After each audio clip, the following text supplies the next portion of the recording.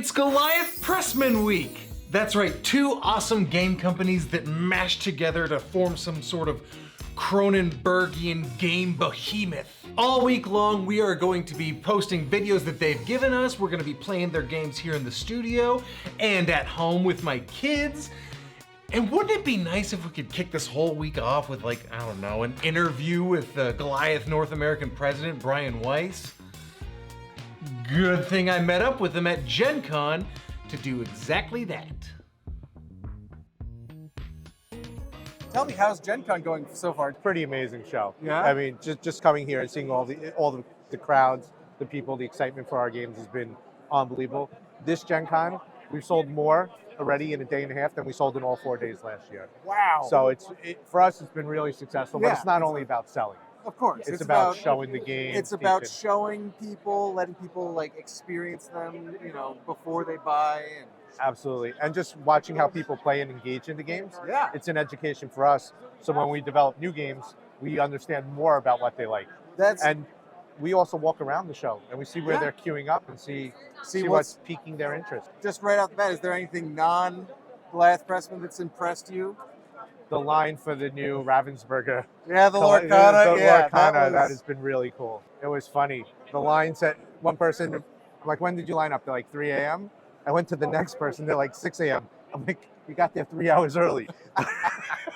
Give me a bird's eye view of Goliath Pressman. What kind of games do you guys produce? What are you guys looking into right now? So Goliath Pressman is a full service games company, but we're actually more than just a games company. Okay. So when we look at games in whole, we do preschool games, we do skill and action games for the kids, we do regular kids games, we do family games, we do party games, we do strategy games. We call them family party games or farty games. So we do those as well. But we also are more than just a games company. We're a seasonal company. We purchased Wahoo, which is one of the largest seasonal companies in all of Australia. And we're also expanding into toys. So we're becoming a full, well-rounded global toy company that has, fortunately, what we think is one of the best game divisions out there. I gotta say, I do love your games. You've got some fantastic ones. That's what we're doing now. That's how Goliath Pressman is currently positioned. Tell me a bit about the history of the company or the companies, as best you can. It's a great history because, like, when you hear history, you want to really understand the DNA of the company and where we came from. So Adi Goliath, who started Goliath, sold games right from his trunk and going to stores, sitting in McDonald's, selling games to customers, playing the games word of mouth over in Amsterdam and Holland, and slowly but surely continued to build more and more of a following. We started with Rummy Cube. We've consistently expanded to grow our portfolio more and more. Early 2000s, we acquired Pressman. That's right. And Pressman has a huge, rich history here. Long It's history. actually over a 100-year-old company. Wow. I believe Lynn, who was one of the first female presidents of any toy or game company, I think in 1959. Oh, wow. So really great that we have that history as well. And the basic checkers, chess, backgammon, bingo, all those basics merged with a lot of the family games that we were doing. And then we've strategically looked at acquisitions to help complement our portfolio. Yeah. So we bought a company called Jax, which is the game Sequence. Okay, yeah, and absolutely. That's one of our top selling games. Yeah. And if you look at MPD or other data sites, it's one of the best selling family games out there. And then we look at how do we round out our portfolio overall and distribution. So part of the distribution is we merged or we acquired a company called Vivid in the UK to really establish us as a dominant European player. Nice. So with that came a lot of toy experience as well as toy designers and toy graphics. Yeah. So with that, we're really looking to take that next step forward and become a toy behemoth, to be honest, and a games behemoth. And it's coming to you guys from me first. We are going to be a top 15, top 10 toy company in the next 2 to 3 years. You heard it here. And games is going to be a big part of it. You heard it here.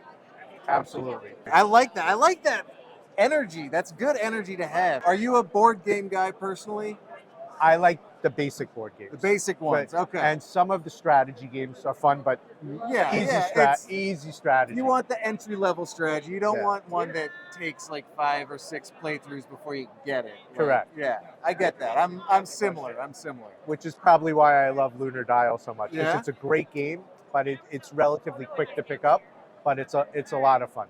How does your guys' game design process or acquisition process work? Well, there's nothing 100% uniform, because if you want to really be a creative company and find the latest, you have to be able to pivot and be entrepreneurial. But what are certain consistencies that we do is we make sure we gameplay.